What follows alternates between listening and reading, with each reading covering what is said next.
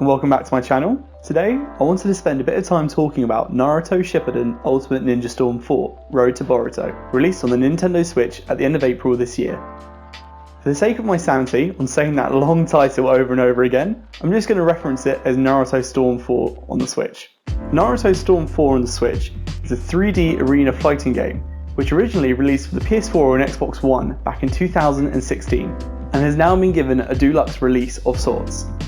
It is now being released to the Nintendo Switch, including all the DLC released previously, and includes extra fighters and content not seen previously.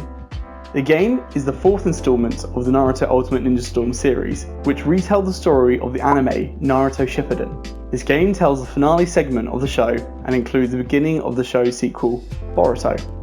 From the start, I'm going to say that this one will probably only appeal to those who are A, anime fans, and B, know the Naruto show to some sorts.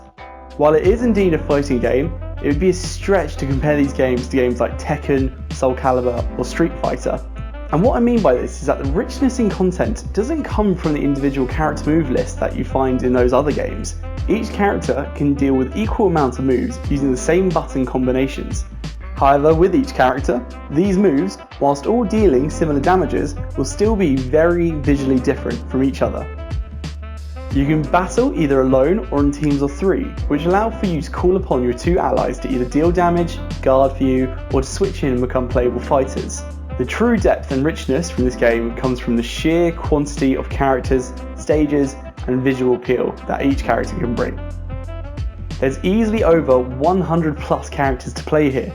Whilst combat is very similar for each character, it becomes about how you move around and the stage you're in and how to best use your team and support, and these subtle differences that all come together to give you the upper hand.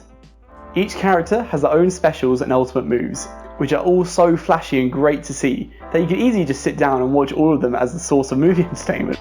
Switching in support characters to become playable is a great new mechanic to the game, which makes each fight feel a bit more different from the previous.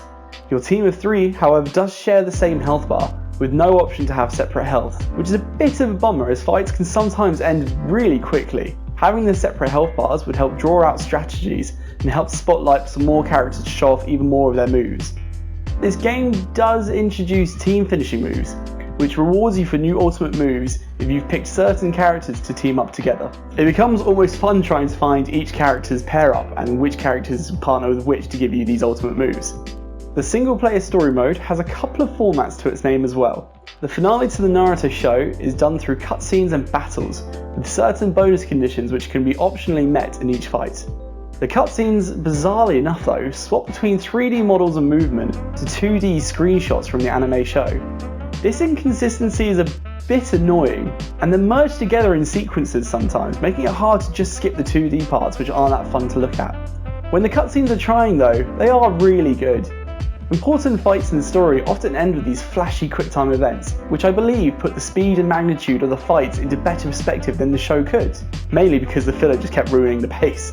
And outside of that, they do cut down a lot of the story to keep it concise and quick to watch, which is why I believe this game serves better as a refresh for the story, rather than for those who have never seen the story before watching it for the first time. You would still be getting more information from the manga and the anime than you would be this game. The second single player story option is Adventure, which allows 3 separate stories to take place after the final showdown. In this mode, you can somewhat roam around the village and interact with the world for side quests and items. It's pretty basic, and you can't explore too much, but I believe it serves as a nice little bit of fan service for those that are looking for a little bit more out of the story. The third story option is where most of the new additions on the game occur, and that is the Road to Boruto story, taking the player through the sequel story Boruto, Naruto the movie. This follows the exact gameplay style as Adventure did, with you instead playing as Boruto in the now current world of the shinobi, which is pretty cool. You get to see a lot of the old cast grow up, and for me, who had yet watched the Boruto anime or movie, it was pretty interesting stuff.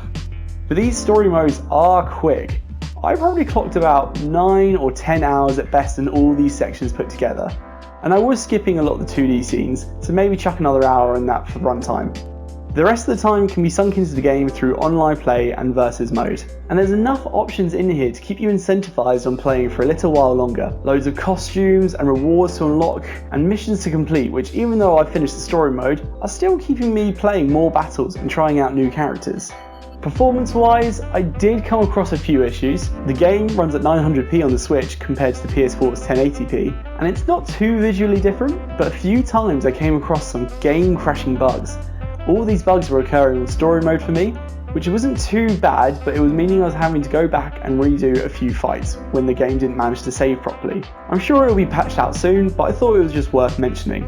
But really, to summarise, I think this game is a really good time if you're a fan of Naruto. It's packed with fan service. I'm not sure if it's quite worth the £45 price tag for those that don't know the show, but if you are one of those people, this could be a great break from traditional fighting games when this game shows up on sale.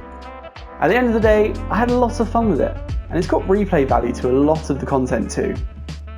That's it for today guys, thanks for listening. Let me know if you've picked this game up yet, and what your thoughts are. I personally love that I can now play this game portably. And as always, stay tuned for more videos on movies, anime and video games. Bye!